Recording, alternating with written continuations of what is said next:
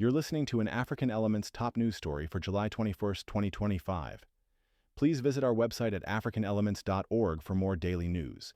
The Democratic Republic of Congo, DRC, is the world's leading producer of cobalt, supplying nearly 68% of global demand in 2022, which rose to 170,000 metric tons in 2023. The demand for cobalt is projected to double by 2030, increasing pressure on the DRC's resources and communities. The primary minerals sector generates over 95% of the DRC's export revenue, making the economy vulnerable to global commodity price fluctuations. Artisanal and small-scale mining (ASM) operations have proliferated, with an estimated 200,000 to 250,000 ASM miners, responsible for 25% of the country's cobalt. Approximately 150,000 to 200,000 artisanal miners work cobalt deposits, with another million people relying on their incomes. Child labor is prevalent, with around 40,000 children working in hazardous conditions.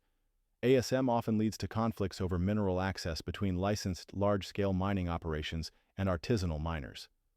Efforts to formalize artisanal mining are ongoing, requiring miners to join authorized cooperatives and obtain permits. Cobalt mining causes severe environmental degradation, including deforestation, water pollution, and soil contamination.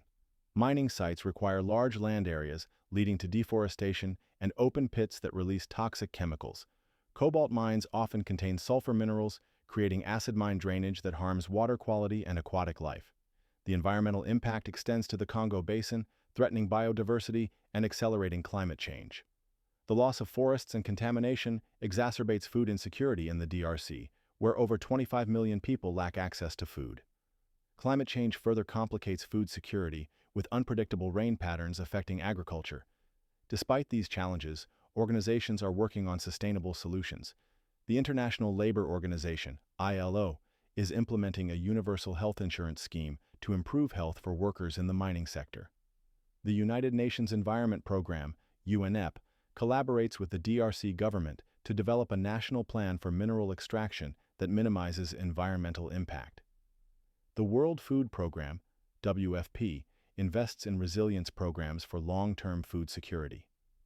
In January 2021, the DRC government became eligible for preferential trade preferences under the Africa Growth and Opportunity Act, AGOA, reflecting progress on human rights and labor. The EGC, Entreprise Générale du Cobalt, monopolizes the purchase and export of cobalt from artisanal miners, aiming to provide safer work opportunities. Companies like Tesla and Resource are tracing cobalt sourcing to ensure ethical practices. However, enforcement of environmental regulations and corporate social responsibility (CSR) remains challenging due to weak institutions. The 2018 Mining Code mandates CSR, requiring mining companies to invest 0.3% of their annual turnover into community development. Transparency mechanisms like the Extractive Industries Transparency Initiative (EITI) allow tracking of mining income, but compliance is inconsistent. Many foreign companies do not produce Congolese cobalt directly due to instability, sourcing it instead through artisanal miners, complicating oversight and accountability. The effectiveness of CSR mandates is often undermined by systemic issues, overshadowing successful community projects. The cobalt mining crisis in the DRC requires a multifaceted approach prioritizing the rights of its people and environmental preservation. Global demand for cobalt is expected to increase, necessitating partnerships between producer nations like the DRC and consumer countries such as the United States and China.